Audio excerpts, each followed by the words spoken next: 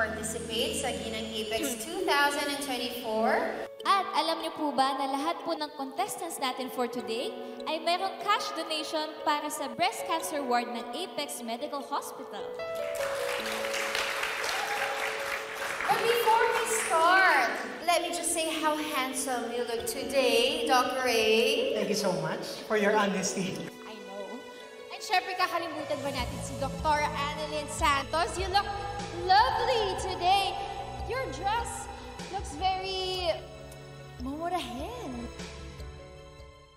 Saan ba ang communion?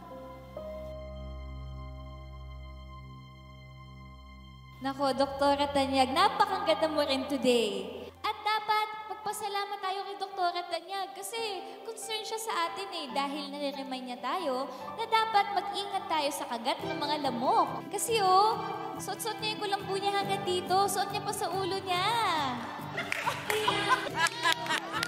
So thank you, Doktora Tanyag. I love it. Magsipigil kayo. Huwag kayong mag-away dito.